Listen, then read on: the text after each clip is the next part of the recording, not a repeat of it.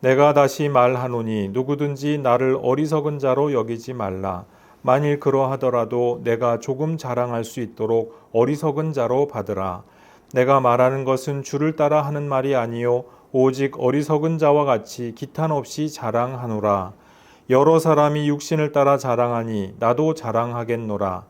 너희는 지혜로운 자로서 어리석은 자들을 기쁘게 용납하는구나. 누가 너희를 종으로 삼거나 잡아먹거나 빼앗거나 스스로 높이거나 뺨을 칠지라도 너희가 용납하는도다. 나는 우리가 약한 것 같이 욕되게 말하노라. 그러나 누가 무슨 일에 담대하면 어리석은 말이나마 나도 담대하리라. 그들이 히브리인이냐 나도 그러하며 그들이 이스라엘인이냐 나도 그러하며 그들이 아브라함의 후손이냐 나도 그러하며 그들이 그리스도의 일꾼이냐 정신없는 말을 하거니와 나는 더욱 그러하도다. 내가 수고를 넘치도록 하고 옥에 갇히기도 더 많이 하고 매도 수없이 많고 여러 번 죽을 뻔하였으니 유대인들에게 40에서 하나 감한 매를 5번 맞았으며 3번 태장으로 맞고 1번 돌로 맞고 3번 파선하고 일주야를 깊은 바다에서 지냈으며 여러 번 여행하면서 강의 위협과 강도의 위험과 동족의 위험과 이방인의 위험과 시내의 위험과 광야의 위험과 바다의 위험과 거짓 형제 중에 위험을 당하고 또 수고하고 애쓰고 여러 번 자지 못하고 줄이며 목마르고 여러 번 굶고 춥고 헐벗었노라. 이외의 일은 고사하고 아직도 날마다 내 속에 눌리는 일이 있으니 곧 모든 교회를 위하여 염려하는 것이라. 누가 약하면 내가 약하지 아니하며 누가 실족하게 되면 내가 애타지 아니하더냐. 내가 부득불 자랑할진대 내가 약한 것을 자랑하리라. 주 예수의 아버지 영원히 찬송할 하나님이 내가 거짓말 아니하는 것을 아시느니라. 다메섹에서 아레다 왕의 고관이 나를 잡으려고 다메섹 성을 지켰으나 나는 광주리를 타고 들창문으로 성벽을 내려가 그 손에서 벗어났노라. 아멘. 초대교회 2세기의 변증가들이 활동하던 시대가 있었습니다. 이때는 초대교회에 대해서 가짜뉴스가 로마 사회에 굉장히 횡행했다고 하는 거예요. 여러 가지 가짜뉴스들이 있었는데 뭐 이런 거죠.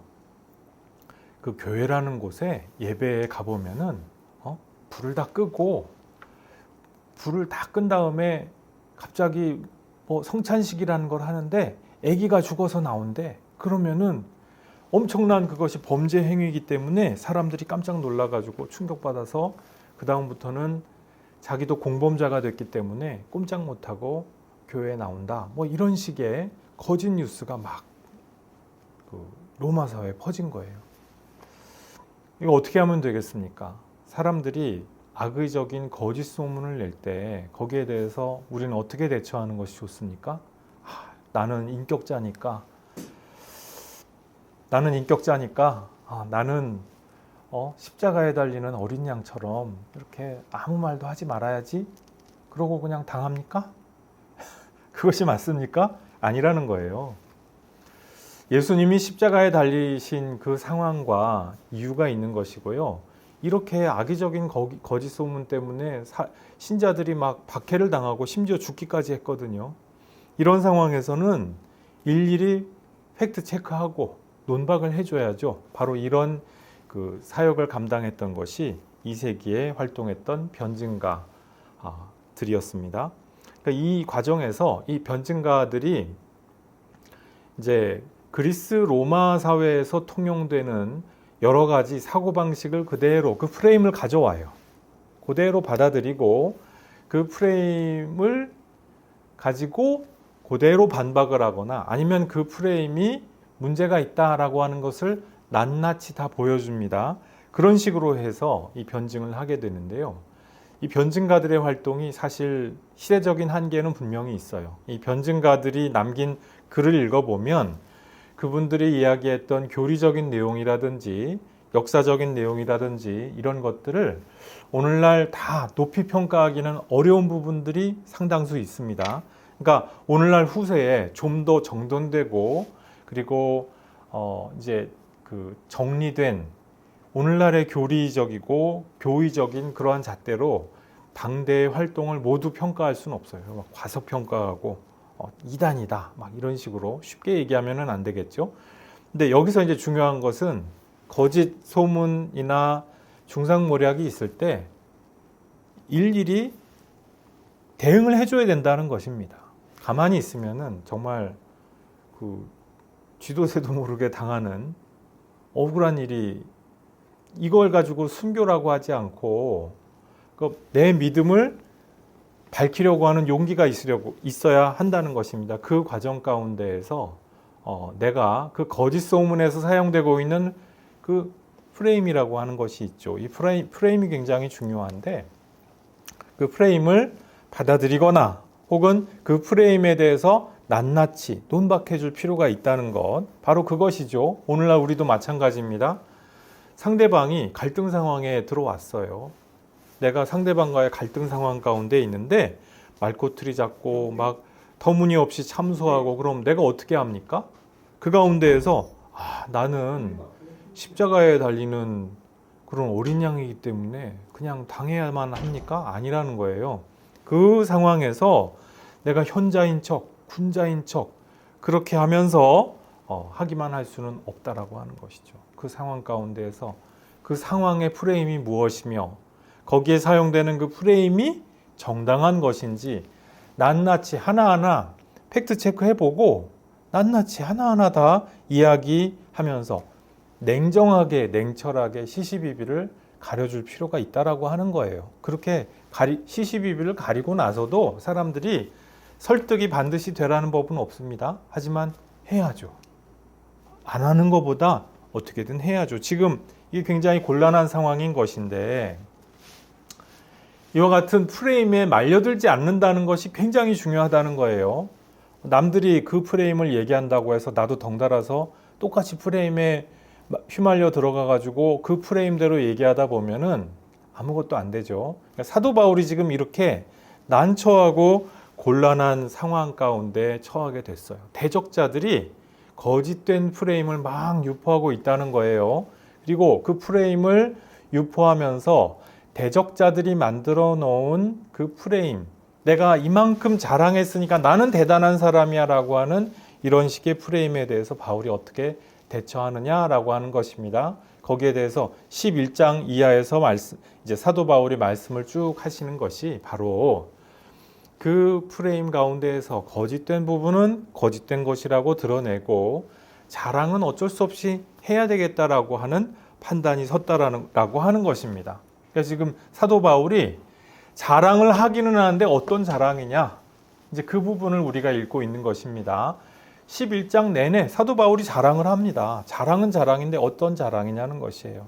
내가 자화자찬을 할 때 자화자찬을 하고 막 자기 PR을 합니다. 있는 자랑 없는 자랑 막 해요. 그러면서 내가 대단한 사람이야 라고 이야기를 합니다. 그중 대부분은 허풍이고 거짓말이고 허위죠. 근데 그런 경우에 어떻게 합니까?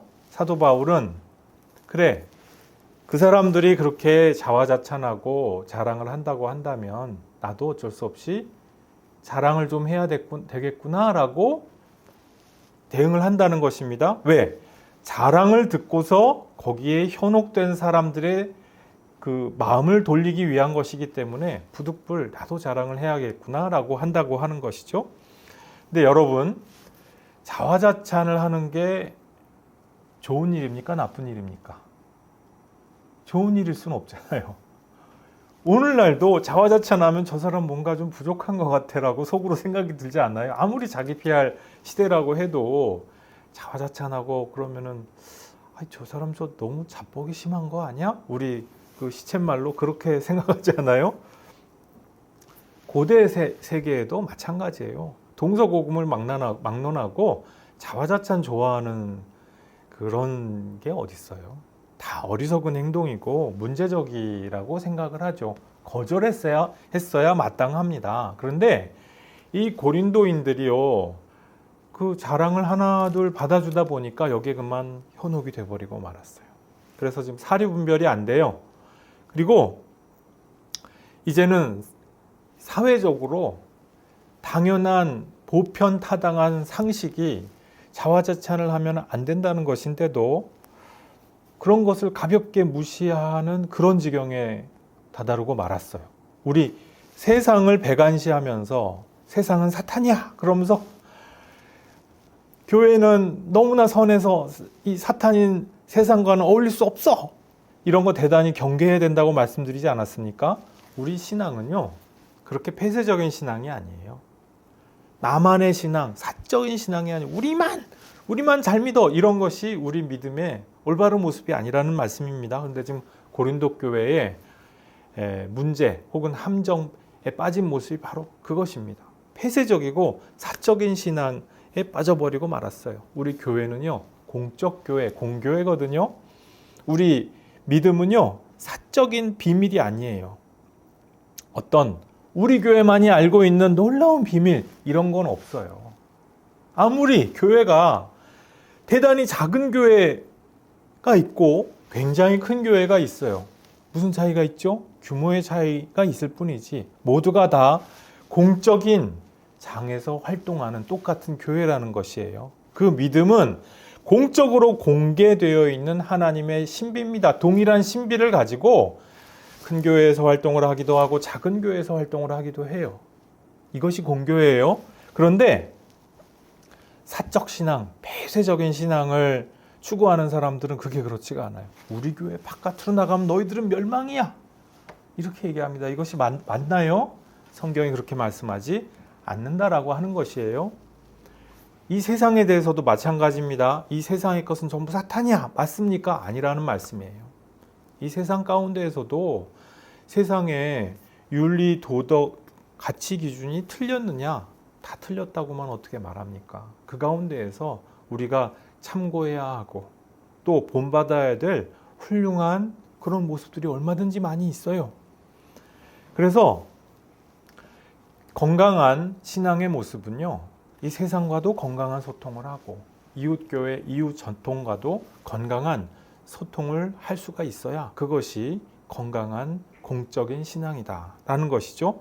또 사적인 신앙, 폐쇄적인 신앙에 빠져 있고 또 현혹되어 있는 사람들을 다시 돌이켜야 할 그러한 책무도 이 건강한 신앙을 추구하는 교회라면 마땅히 갖는다라고 하는 것이에요. 이것이 사도적인 책무였고 오늘날 우리에게도 동일하게 맡겨져 있는 책무라고 하는 것이죠. 지금 사도 바울이요, 이 사적 신앙, 또 폐쇄적인 자기만의 자기 특유의 어떤 신앙에 빠져 있는 고린도 사람들에게 접근하기 위해서 어떻게 했다고요? 부득이 자랑하는 방법을 가지고 접근을 하고자 했다고 하는 거예요. 자, 여기서 사이비 이단 문제에 대해서 잠깐 말씀을 드리려고 하는데, 이 사이비 이단 문제가 연구를 해보면은 정말 연구하기 괴로운 영역이에요. 너무 이게 연구하기가 괴롭습니다. 이분들하고 과거에 저도 그분들하고 막 싸워보기도 했고 했는데 정말 정통적이고 학문적인 신학 연구를 하기에 시간이 얼마나 귀한지 몰라요. 너무나 신학이라고 하는 것이 방대하고 심오하기 때문에 읽어봐야 하고 찾아봐야 하고 조사할 내용이 너무나 많습니다. 시간이 너무 아까워요. 그런데 사이비 이단들은 성경 해석이 어쩌면 그렇게 일관되게 유치찬란하고 엉터리인지 정말 이루 말을 할 수가 없어요. 아니, 이걸 이렇게 해석한다고? 빵 터지는 해석들이 대부분이에요. 깜짝 놀랄 만큼. 정말 그 궤변, 근데 놀라운 것은요, 아니 이런 것에 그 많은 청년들이 낚여서 그렇게 방황을 하고 있다고, 이거를 생각해 보면은 너무 이게 마음이 아프고 그 청년들이 너무 딱하고 안타깝고, 그러니까 이 모든 엉터리 해석과 궤변을 계속 상대를 해야 되는 거예요. 이게 너무나 고통스럽고 힘든 과정이라는 거예요. 반박할 수 없어서가 아니죠. 그걸 논파하지 못해서가 아니죠. 너무 이 어이없는 헛소리가 계속 이어지기 때문에 기가 막혀요. 말문이 막혀요. 어이가 없어서. 그럼에도 부득불해야 하기 때문에 그 엉터리 해석을 가지고 씨름을 해야 합니다. 그걸 가지고 자료를 또 만들어야 돼요.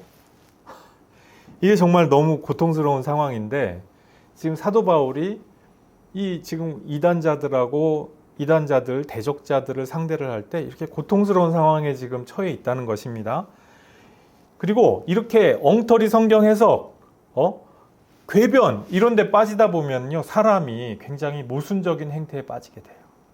앞뒤가 안 맞아요. 어처구니 없는 행태에 빠지게 되는데 지금 고린도인들의 모순적인 행태가 오늘 본문에도 나왔습니다.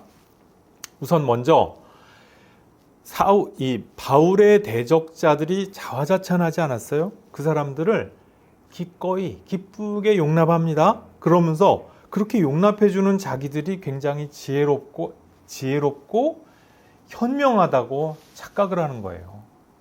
19절 말씀에 그렇게 기록이 되어 있죠. 자기가 뭔가 이야기를 들었는데 그 이야기가 나를 지혜롭게도 할 만하고 나를 있어 보이게 할 만한 그런 이야기더라 이거예요. 그래서 덥석 잡아먹었어. 받아 먹었어요. 그렇게 되니까 어떻게 됩니까?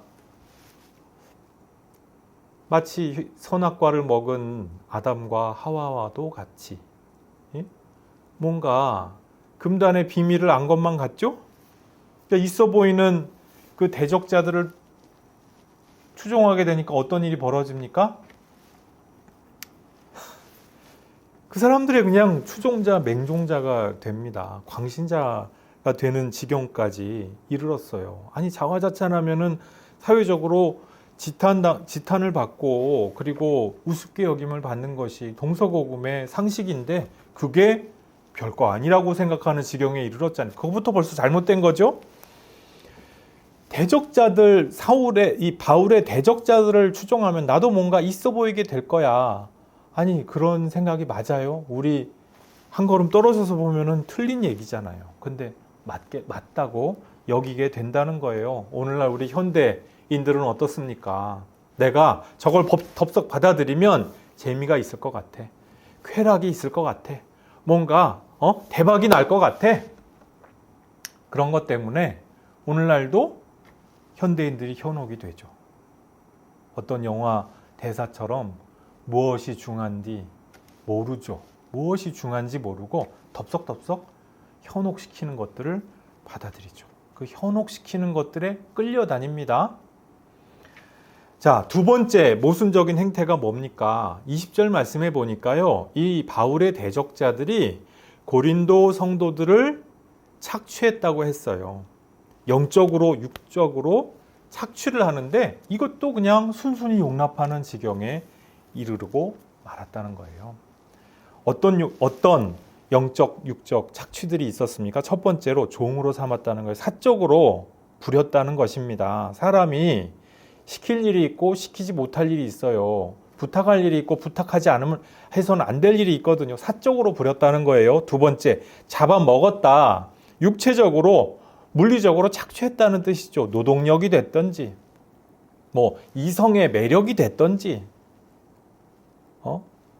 또 어떤 돈이 됐든지, 그 무엇이 됐든지 간에 잡아먹는다는 것입니다. 또 세 번째로 빼앗는다는 거예요. 재정적으로 남의 재산을 빼앗고 내 집이 아닌데 내 집인 것처럼 거기서 막 지내고 그리고 또 어떤 것이 있나요? 20절을 말씀해 보니까 자기 스스로를 높인다 했잖아요. 이 모든 범죄적인 행동을 하면서 자기가 대단하다고 현명하고 지혜롭다라고 자랑을 하고 다녔다는 것입니다. 다섯 번째로 폭력을 행사했어요. 뺨을 친다 했습니다. 이 모든 일들을 사도 바울이 지금 다 고린도 교회 성도들로부터 전해 들었다는 얘기거든요. 자, 이렇게 모든 영적이고 물리적인 착취를 당하고 있는데 지금 고린도 교회 성도들은 어떻게 하나요? 와, 우리 선생님 대단한 분이에요. 그런 것도 하셨어요. 대단하세요. 이게 정상입니까? 착취를 하고 있는데 지금 범죄 행위를 내가 당하고 있는데 와, 너무 대단하셔요. 맞습니까? 아니 무슨 깡패 양아치도 아니고 어떻게 그런 일을 보면서 잘했다고 칭찬을 해줄 수가 있어요? 바로 이것이죠.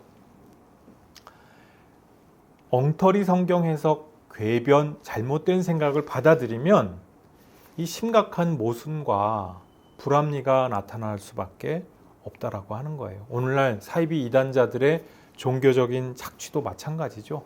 이 사이비 이단자들이 처음부터 불합리하게 보이지 않습니다. 막 있어 보이고 그럴싸해 보이는 것, 또 러브 바밍이라고 해서요. 사람들을 막 그 관계망을 촘촘하게 엮어줍니다. 한 사람을 중심에 놓고 여러 사람이 쫙 둘러서야 한 10명 둘러섭니다. 그러면 와, 내가 사랑받고 있구나. 나는 사랑받기 위해 태어난 사람. 해가지고 나중에 보니까 그 사람들이 전부 그 집단 사람들이에요. 그 사람들의 러브 바밍에 의해서 세뇌가 되고요. 엉뚱한 정체성을 갖게 됩니다. 가스라이팅 당해요. 처음에는 막 도파민이 막 그냥 넘쳐나죠. 막 그냥 그 쾌감과 막 즐거움이란 이루 말할 수가 없죠. 그런데 가면 갈수록 착취를 당하는 것이죠. 가면 갈수록 나는 그 사람들의 말에 고분고분 순응해야 되는 로봇과 같은 신세가 된다라고 하는 것이에요. 그러면서 아이러니한 것이 진리와 진실에 대해서는 굉장히 저항적이고 반항적이 됩니다. 지금 무려 사도 바울 선생 아니에요. 2000년 기독교사의 최고의 신학자, 최고의 선교자, 최고의 목회자에게 가르침을 받는 그 고린도 성도들인데 반항하고 대들고 들이받았다니까요. 이 얼마나 놀라운 일이에요. 사도 요한한테 들이받는 사람도 있었어요. 무려 사도 요한인데 들이받았다니까요. 아니, 그 사람들 들이받게 그렇게 가스라이팅한 사람들은 뭔데? 아무것도 아니었단 말이에요. 그런데 사람이 가스라이팅 당하고 세뇌 당하면 이렇게 무섭다는 거예요. 이게 처음부터 이랬을까요? 아니에요. 처음에는 서서히 그럴싸해 보이게 접근을 하죠. 서서히 세뇌되고 물들게 만든 다음에 이 그냥 눈이 확 뒤집히게 그렇게 된다라고 하는 거예요. 자, 이렇게 사람이 가스라이팅 당하고 세뇌 당한 결과 이 지금 바울의 대적자들에게 현혹당한 고린도 교회 어떤 성도들은 어떻게 됐습니까? 대적자들을 미워하는 지경에 이르르고 말았어요. 인지부조화라고 하죠. 이게 진실은 사실 가까이에 있고 분명한 거예요. 아무리 복잡해 보이는 진실이라도 분명한 건 분명한 거거든요. 눈이 딱 맑은 사람들은 대본에 딱 보입니다. 그런데 세뇌당하고 가스라이팅 당하고 이 시야가 가려져 있는 사람들은요, 이게 진실이 진실로 보이지가 않아요. 진실은 거짓말로 보이고요. 거짓말하는 사람들은 진실의 사도로 보입니다. 광명의 천사처럼 보여요. 그래서 이 사람들, 대적자들을 어떻게 미워합니까? 그분들은 히브리인이야, 이스라엘 사람이야, 아브라함의 후손이야 이러고 먼저 그 사람들을 환영합니다. 그리고 그리스도의 일꾼이야. 그래서 사도 바울이 낱낱이 지금 얘기하고 있죠. 나도 히브리인이다. 나도 이스라엘 사람이다. 나도 아브라함의 후손이다. 나도 그리스도의 일꾼이다. 내가 더 그리스도의 일꾼이지 않느냐. 내가 어떻게 그리스도를 따르기 위하여서 애를 쓰고 몸부림쳐 왔는지 여러분 듣지 않았느냐. 내가 다시 들려줄게 하면서 23절에서 29절까지 그 사도적인 고난에 대해서 누누하게 말씀을 하죠. 이 말씀 자체만 가지고도 우리가 설교를 한편 다시 그 말씀을 나눠야 될 만큼 정말 구구절절한 말씀이에요. 교회 여러분, 우리에게 각자에게 이 어떠한 사도적인 고난이 있느냐, 이것을 가지고 이 세상의 선생이라고 이름하는 사람들을 우리가 살펴볼 필요가 있어요. 공동체의 연약함과 그 실족에 대하여서 일체감이 있는지, 함께 고통당하는 사람인지, 그렇지 않고 자기 배를 불리고 자기 명성과 입신양명에 우선 관심이 있는 사람인지. 사이비 이단자들은 그 교주가 어떻게 보인다고요? 그렇게 보이지 않는 거예요. 문제적인 사람으로 보이지 않고, 아, 우리 교수님 너무 존경스러워. 그 행태가 그렇지 않은데, 그 정명석, 막 그 젊은 여성들을 세뇌한 다음에 성폭력을 행하지 않습니까? 그런데 거기에 대해서, 와, 우리 하나님 정명석, 와, 이걸 어떻게 할 거냐고, 진짜. 진짜 이걸 보면서 억장이 무너져요. 제가 언제 말씀드린 적 있죠? 저의 그 신대원 동기 목사님 중에 그 동기 목사님의 여자친구, 근데 일반 학부 다닐 때 여자친구가 정명석의 애첩이 됐다고. 그 얼마나 불행한, 안타까운 이야기입니까? 얼마나 기가 막힌 이야기입니까? 자, 참 종의 그 시금석이 무엇입니까? 기준이 무엇이에요? 30절 말씀 우리가 오늘 봤듯이 약한 것을 자랑하는 것, 자랑이라는 관점에서 봤을 때도 약한 것을 자랑하는 바로 그 사람이야말로 진정성이 있다라고 하는 것입니다. 연약함을 감내하는 것. 아니, 예수님께서 십자가에 못 박히시고 부활하셨어요. 십자가의 길을 걸어가는 것이 제자고 사도의 모습입니다. 그런데 아니, 제자랍시고 사도랍시고 선생 노릇하면서 이 세상의 영광과 입신양명을 위하여서 자기 이름을 팔아? 그게 맞습니까? 아니죠. 사도 바울이 지금 계속 자랑한다고 했는데 그 내용의 핵심 전체가 무엇입니까? 자랑하는 자는 주 안에서 자랑하라. 고린도후서 10장 17절 말씀. 그 원칙을 딱 지키고 있는 거예요. 자랑하는 내용을 보세요. 내가 얼마나 대단한 기적을 행했으며 내가 얼마나 대단한 일을 행했으며 그게 없어요. 전부 내가 공동체를 위하여서 얼마나 아팠나 봐. 좀 기억해다오. 내가 얼마나 여러분을 위하여서 많은 모진, 핍박과 고난을 받았는지 생각해다오. 그겁니다. 우리 믿음이 진정한 사도적인 복음의 바탕을 두었다면요, 마찬가지죠. 입신양명이라든지 만사형통이라든지 말은 굉장히 우리가 듣기가 좋잖아요. 입신양명하시길 바랍니다. 만사형통하시길 바랍니다. 무병장수하시길 바랍니다. 우리 그 축복기도 할 때에도 영혼이 잘됨과 같이 범사에 강건하고 평안하시기를 위하여서 기도하지요. 그런데 그럴 수만은 없잖아요. 우리 인생이 그런 길만 있는 것이 아니거든요. 그 번영하는 것, 내가 잘 되는 나, 막 이런 것이 그 내용의 우리 사도적 복음의 내용의 중심일 수가 없어요. 그것은 곁가지일 뿐이죠. 주님께서 우리 연약함과 우리 질고를 짊어지고 가셨는데 우리 연약함이 그냥 버려야 될 문제가 아니에요. 우리 주님의 문제이기도 하거든요. 주님께서 감당하시고 주님께서 수용하신 문제인데 왜 그걸 버리려고 합니까? 왜 그거를 내가 용납하고 수용하면 안 됩니까? 내가 연약함을 받아들이고 나 자신의 연약함뿐만이 아니라 내 이웃들의 연약함을 받아들일 때 그와 같은 품성과 인품과 영성의 소유자가 될 때 내가 정말 믿음의 사람이 되는 거예요. 믿음의 사람이 된다는 것이 어떤 뭐를 봤다. 기도했는데 뭘 봤다. 뭐 어떤 기적이 일어났다. 그건 대단히 주변적인 일이고요. 그건 있을 수도 있고 없을 수도 있다고 계속 말씀드리지 않았습니까? 그 중심에는 뭐가 있어야 됩니까? 연약함을 어떻게 수용하느냐.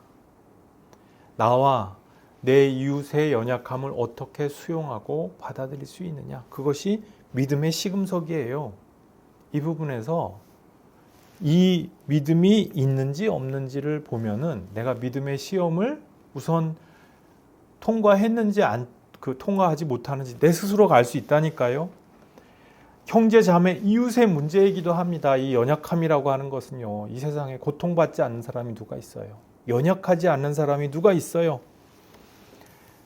내가 대접받고 싶은 대로 내가 용납받고 싶은 만큼 연약한 이웃을 대접하고 용납하고 품어줄 수가 있을 때 내가 진정한 믿음의 사람으로서 하나님 앞에 서게 된다고 하는 것이죠.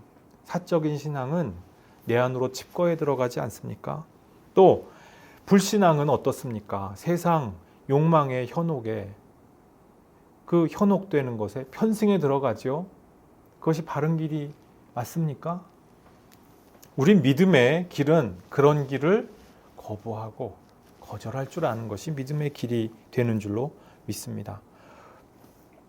우리에게는 주님께서 이 세상 가운데서 지고 가라고 저마다에게 십자가를 맡겨주세요. 이 십자가를 지고 주님을 뒤따르는 삶, 이 삶을 위하여서 결단하시는 교우 여러분들 모두 되시기를 주님의 이름으로 축복합니다. 기도하시겠습니다. 아버지 하나님, 이 세상 가운데에서 자랑할 것은 오직 주님 안에서만 자랑해야 한다는 그 말씀을 기억합니다. 사도 바울이 이 세상에 자랑하면서 현혹하는 그 무리들에 맞서서 자신의 연약한 것을 자랑하는 그 믿음의 모습을 보았습니다. 우리에게도 이 세상의 모든 연약한 것들을 포용하고 품으며 또한 이 모든 일들을 위하여서 장부답게 굳세게 서서 싸우고 승리해 나갈 수 있는 그러한 믿음의 삶을 살아나갈 수 있도록 우리에게 힘주시고 능주시옵소서. 감사드리옵고 예수님 이름으로 기도드리옵나이다. 아멘.